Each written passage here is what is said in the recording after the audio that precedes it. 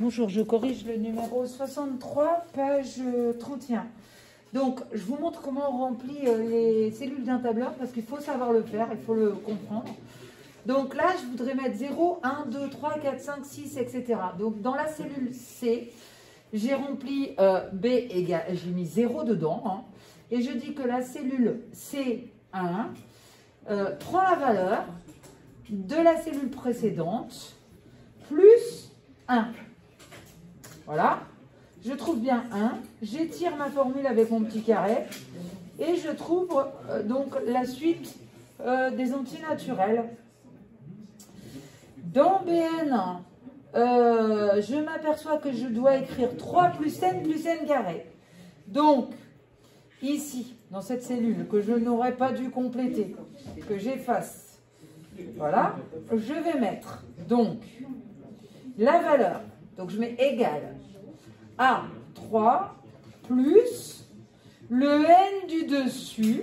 Hein, on est à B0, on va calculer pour n égale à 0. Donc, la cellule du dessus, c'est n, que j'élève au carré. Donc là, je suis obligée de faire chapeau 2. Ça nous donne n carré. Non, c'est plus n, pardon, ça commence. Donc, je recommence. 3 plus la cellule du dessus, mon 0 au carré. Donc, je clique sur ma cellule, mon 0, pardon. Je lui ajoute ensuite n carré. Donc, je reprends n. Et pour l'élever au carré, j'écris chapeau 2. J'obtiens la valeur 3. Et j'étire ma formule. Voilà. Et donc, on calcule les termes de la suite BN. Alors, ici, on obtient donc 3 plus 1, 4 plus 1 au carré, 5. Ici, on obtient 3 plus 2, 5 plus 2 au carré, 4, ce qui fait 9, etc. Donc, vous pouvez vérifier que les résultats sont bons.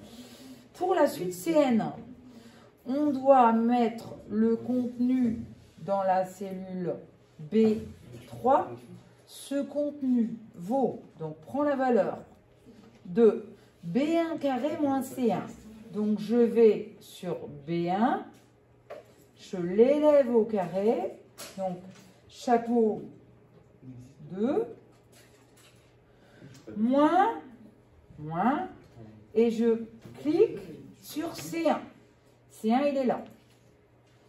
Et je trouve les termes de la suite CN qui valent ceux qui sont indiqués sur ma troisième ligne de tableur dans l'exercice. Pour calculer les termes de la suite CN, donc, on vous demande les termes explicites. Alors, voyons déjà comment ça fonctionne. J'ai mis donc les résultats ici, donc de ce que je peux lire hein, dans ma formule. Ici, vous avez le contenu de la cellule de C0. Donc, je m'en sors pas. Vous avez donc le contenu de la... Voilà, c'est ici. Donc, j'ai calculé les termes de ma suite et la formule explicite est ici. Bon, c'était pas terrible, mais vous avez compris comment on complétait le tableur. Concernant l'exercice numéro 64, nous avons donc les résultats de la première affectation divisée par la deuxième affectation qui s'écrit 2 puissance n.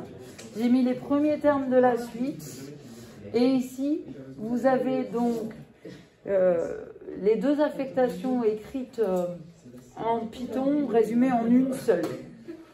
Sachant que on peut remplacer le pod là par 2 puissance n qui s'écrit 2 étoile n en Python. Voilà.